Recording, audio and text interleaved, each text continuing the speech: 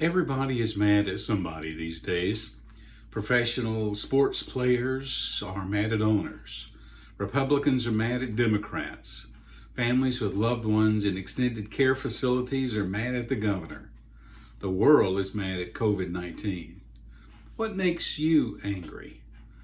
Mismanaged anger can cost you a job, a marriage, and friendships. You always lose when you lose your temper. But what else can anger do? The Bible says in Proverbs 29:11 that a fool gives full vent to his anger, but a wise man keeps himself under control. Anger, controlled and properly channeled, can energize us to do good things. I'm part of a generation that grew up watching this short, balding cartoon character on television named Popeye. He was a sailor man with one good eye and a corncob pipe.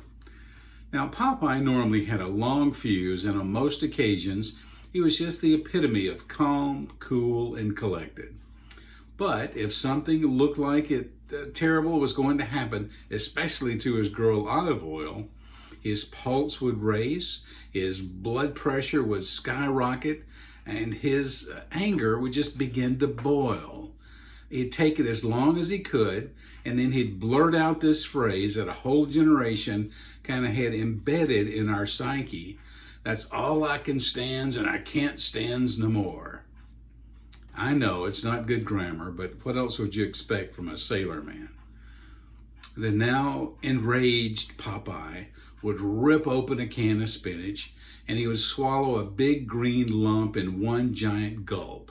And then immediately, this stream of supernatural power would just race through his body. It's mostly just his forearms. He suddenly became this unstoppable force for good in the world. History is full of people who had a Popeye moment. Moses, for example, could no longer tolerate his fellow Hebrews being oppressed and beaten in Egyptian captivity. In a Popeye moment, this unlikely leader launched into this leadership role that resulted ultimately in the nation of Israel inhabiting the Promised Land. David, as a young teenager with peach fuzz still growing on his face, he was shocked to hear a giant creep was mocking his God. In a Popeye moment, he went nuts. He ran full speed toward a giant named Goliath with nothing but just passion and a slingshot. God took a smooth stone and turned it into a laser-guided missile, which made a direct hit right on Goliath's forehead. Martin Luther King Jr. became famous for what he couldn't stand, namely racial injustice.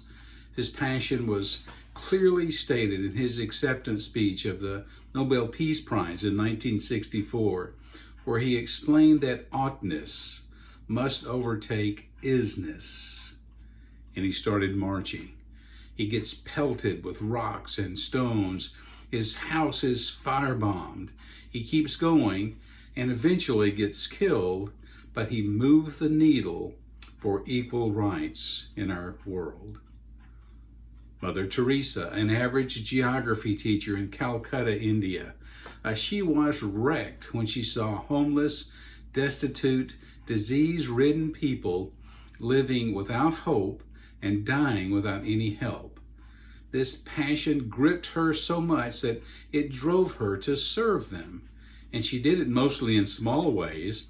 She was famous for saying, "We can do no great things, only small things with great love."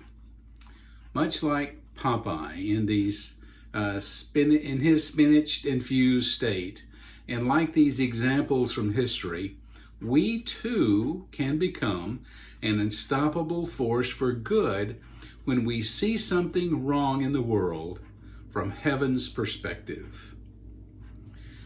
That energy, it causes us to act on that inner dissatisfaction that we see.